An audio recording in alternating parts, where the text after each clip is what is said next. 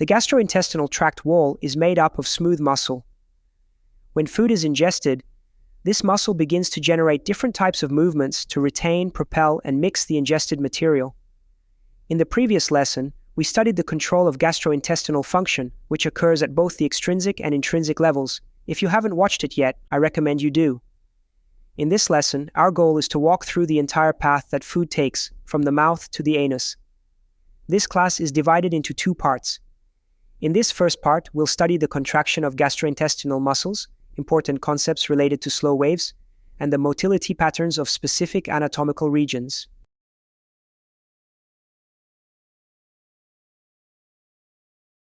The movements of the smooth muscle in the digestive tract wall are referred to as motility. Motility serves several functions: propelling food from one segment to another, retaining it for digestion, absorption, or storage, physically breaking down the food, mixing it with secretions, and circulating the contents so that the entire surface of the mucosa interacts with the food. Every movement in the digestive tract works towards these goals. The time it takes for food to move from one point to another is called transit time. When retention movements dominate, the transit time increases, and when propulsion movements prevail, transit time decreases. Another important aspect is the direction in which the food moves. When the movement is toward the anus, it's referred to as a boral movement, and when it moves toward the mouth, it's called oral movement. For smooth muscle contraction to occur, electrical activity is required. Surrounding the entire length of the muscle layer, both circular and longitudinal, are the interstitial cells of Cajal. These cells have cytoplasmic projections and are interconnected with one another and with smooth muscle cells. In addition, both Cajal cells and smooth muscle cells are connected by tight junctions known as gap junctions, which allow for communication between them. The Cajal cells act similarly to pacemaker cells in the heart, generating electrical waves that propagate through the smooth muscle cells in an aboral direction. These are known as slow waves. Slow waves can propagate because all the cells are connected by gap junctions, enabling the electrical signal generated by Cajal cells to pass easily from one muscle cell to another. Do you want access to exclusive content and enhance your studies even more? Get our complete video lessons and exclusive support materials now. Click the link in the description and take advantage. Let's dive deeper into the concept of slow waves.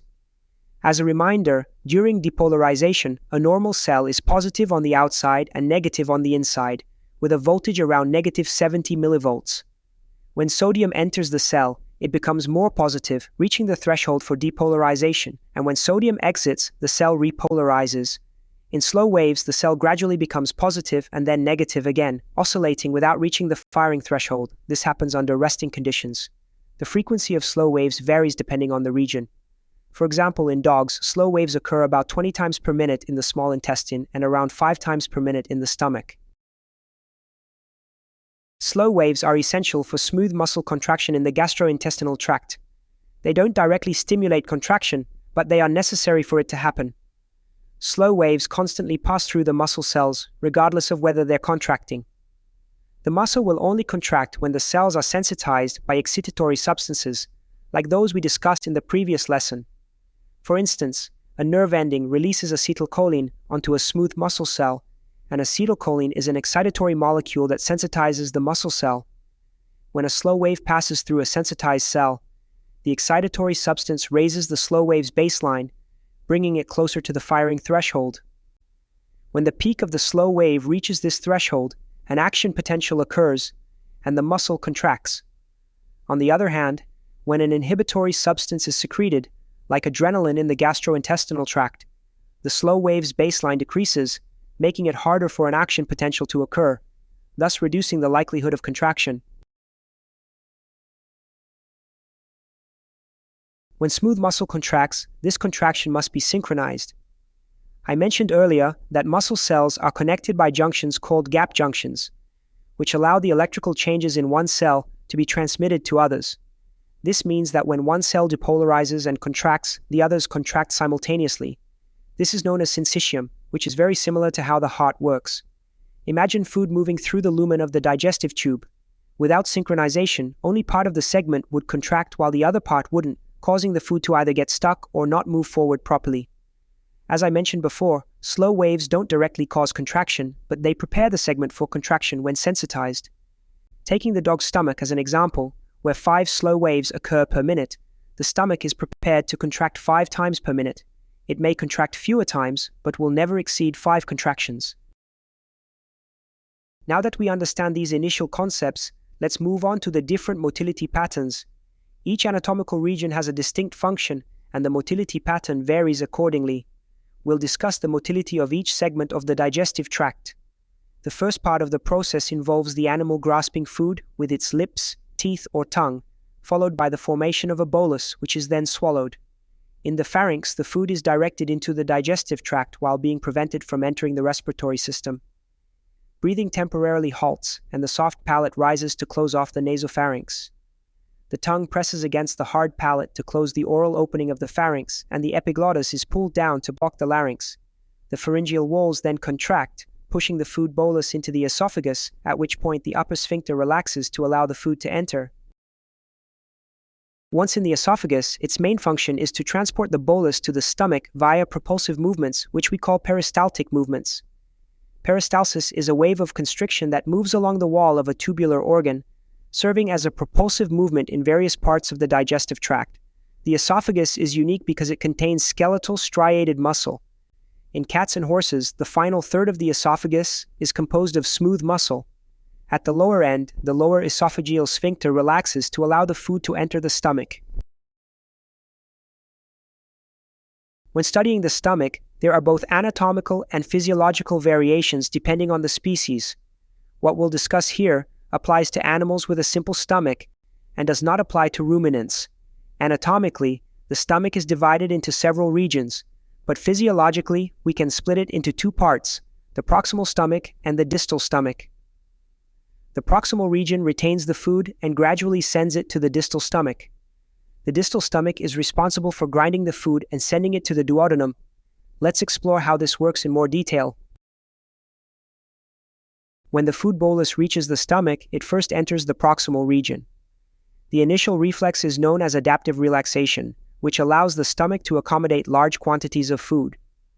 In this region, contractions are weak and continuous, allowing the walls to mold and store the contents. Over time, the stored material is gradually sent to the distal stomach through propulsive movements. In the distal stomach, known as the antrum region, contractions are strong, and this is where the food is ground down until it becomes a liquid consistency. Strong peristaltic movements begin in the middle of the stomach, crushing the food, and move toward the pylorus. However, the pylorus remains closed and only allows particles smaller than 2 millimeters to pass through. Larger particles are pressed against the pylorus and return to the antrum. These movements repeat and serve both to grind and mix the food with gastric juice. The stimulus for the contraction of the stomach muscles is mainly provided by gastrin, which is secreted by the G cells of the antrum in response to the stretching of the stomach wall due to the arrival of food and the presence of proteins in the diet. All of this occurs in the digestive phase. The stomach needs to send the food to the duodenum at an appropriate speed, meaning gastric emptying must match the rate of digestion and absorption in the duodenum. Depending on the type of food, digestion and absorption can be easier or harder. After the food is processed in the stomach and mixed with gastric juices, it is called chyme. Chyme has a low pH, and depending on the food, it may contain fat. When it reaches the duodenum, receptors in that area detect its composition, and endocrine cells secrete cholecystokinin in response to fat and secretin in response to the low pH. This mechanism is called the enterogastric reflex.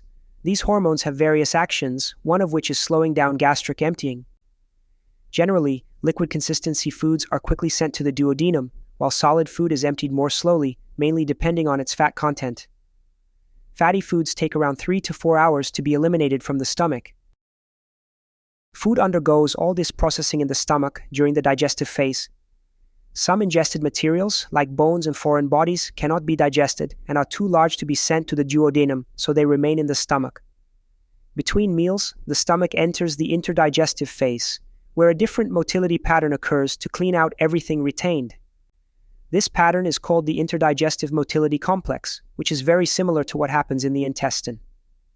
During this process, the pylorus relaxes, and strong peristaltic waves begin in the antrum and move in an aberral direction.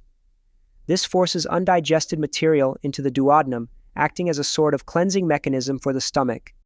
This motility pattern occurs at intervals of about an hour during interdigestive periods. If the animal eats something, the digestive phase begins, and this pattern is interrupted. In herbivorous animals, this pattern happens every hour, even with digestible food in the stomach. The vomiting reflex is complex and is coordinated by the central nervous system. In animals that can vomit, the reflex is triggered by receptors spread throughout various regions of the gastrointestinal tract. When the stimulus is detected, signals are sent to the vomiting center in the brainstem. These stimuli can occur due to illness or anything that irritates the mucosa, among other factors. I won't go into details here. When an animal needs to vomit, the pylorus closes and the muscles of the stomach and lower esophageal sphincter relax. The abdominal muscles contract to increase intra-abdominal pressure. The thoracic cavity expands, lowering intrathoracic pressure while the glottis remains closed. The upper esophageal sphincter opens, and antiperistaltic movements occur in the duodenum, i.e. in movements in the oral direction, which is why vomit can sometimes contain intestinal contents. This is how vomiting occurs. In the next lesson, we will study the motility patterns that occur in the small and large intestines.